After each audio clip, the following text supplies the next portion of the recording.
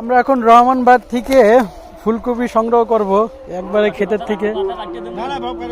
সব কেটে দাও রহমান ভাই। কিরকম চলতেছে তোমাদের বাণিজ্য রহমান ভাই?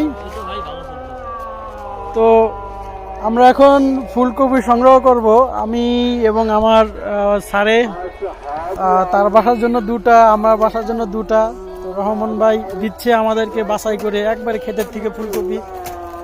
এটার লোকেশন হলো কেরানীগঞ্জ। এটা কোথায় রহমান ভাই?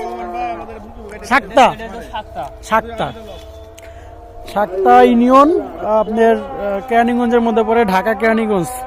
খুব ভালো পুরো ক্ষেত ফুলকপি। এখানে ফুলকপি, ওই সাইডটা হলো বাঁধাকপি, ওই সাইডটা হলো আপনার এখানে বেগুন আছে, ওইখানে সরিষা ক্ষেত আছে। ওই দিকটায় আমি দেখে আসছি হলো লাল শাকের একটাই। তো ওখানে লোক নাই বিদায় আমরা লাল শাক নিতে পারলাম না, তো আমরা এটাই নিচ্ছি।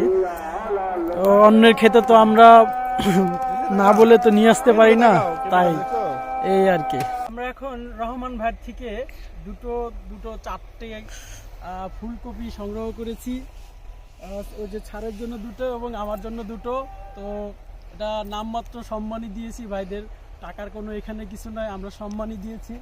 একটা ক্ষেতের মধ্যে থেকে যদি আমরা যেটাই কিনতে পেরেছি বলতে ভুল হবে, এটা আমরা সংগ্রহ করেছি রহমান ভাইয়ের মাধ্যমে। তো আমরা এটা সম্মানই দিয়ে নিয়েছি, কেউ ভাববেন না যে এটা আমরা এমনি ক্ষেত থেকে উঠে নিয়েছি, নাকি রহমান ভাই?